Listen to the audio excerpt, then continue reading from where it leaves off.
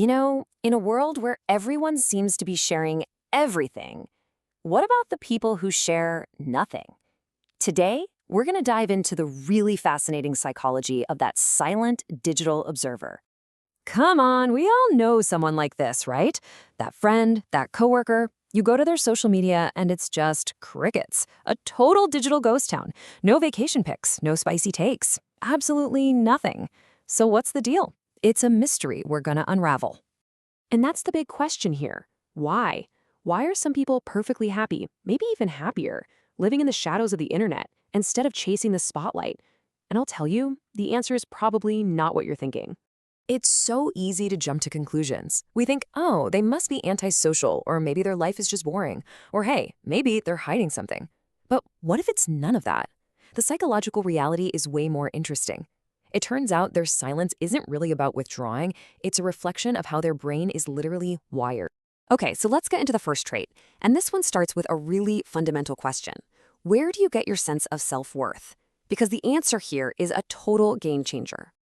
You know that little dopamine hit you get from likes and comments? A lot of us get kind of caught up in that loop. Well, the silent observer, they operate on a totally different system. They have something psychologists call an internal locus of control. It sounds technical, but all it really means is that their confidence, their sense of who they are, it comes from the inside. It's not dependent on what the crowd thinks. And this really gets to the heart of it. For them, a memory doesn't need a like to be valuable. Think about it. That amazing meal, that incredible sunset, that thing you accomplished, the internal satisfaction is enough. It doesn't need that digital stamp of approval to feel real. All right, trait number 2. And honestly, this one is a legit superpower in the crazy, distracted world we live in. We're talking about being a master of your own attention. This is called cognitive inhibition. Basically, it's your brain's ability to slam on the brakes. Instead of having an automatic, knee-jerk emotional reaction, you can pause and actually choose how to respond. While social media is busy training all of us to crave those tiny, constant dopamine hits, this trait is what lets you stay focused and, emotionally balanced. So here's how it works. For a lot of people, an impulse arises. A thought, an emotion, and bam, it's out there. But for the silent observer, their mind naturally creates this little buffer, this mental pause. They feel the impulse, sure, but then there's a gap. And in that gap, they make a conscious choice. Do I act on this or not? It's a simple little process, but it's incredibly powerful for keeping their minds from getting totally overloaded.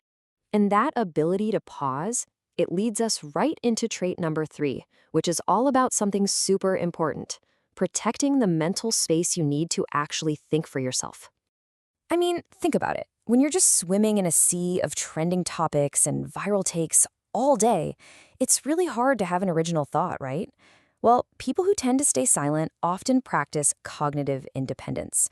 They just aren't as easily swayed by what's popular or by that fear of being left out. It all comes down to a really crucial shift in the question they ask themselves. Instead of asking, is this popular? They ask, does this make sense to me? And that simple switch is so powerful. It's like a built-in defense mechanism against the internet's giant echo chamber. Okay, on to trait number 4. And this one completely flips the script on what it means to be social. It's not about being antisocial or lonely, not at all. It's about having a much higher standard for what you consider a real human connection. This is what's known as an authentic connection orientation. And really, it just boils down to a preference for quality over quantity. Look, we all have a limited amount of social energy, right? They just choose to invest theirs a bit more wisely in interactions that feel real and actually mean something. So what does that look like?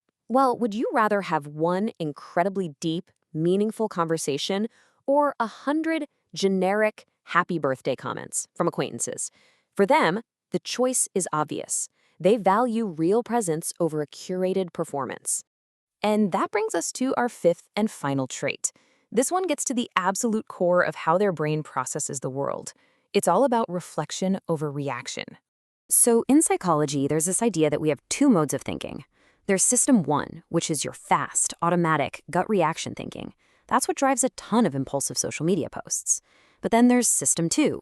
That's the slow, analytical, more deliberate part of your brain. And the silent observer? They tend to live in system 2. What this means is you are, at your core, a deep processor. You're an observer, You spend more time mentally decoding and making sense of the world than you do performing for it. So trying to force yourself to post all the time, it can feel like putting on this heavy social mask, which is just stressful and pulls you out of your natural reflective state. So let's wrap this all up. If any of this sounds like you, if you just don't feel that constant urge to share your life online, it's not because you're antisocial or out of touch. It means you have this incredible set of hidden strengths. You've basically traded all that external noise for some powerful internal clarity. Which leaves us with one final big question. Now that you understand this about your mind, what are you going to do with that clarity? Because look, understanding why you are the way you are, that's step one. That's how you stop feeling like you're somehow out of place and start realizing just how powerful you are, especially in a world that maybe doesn't quite get it.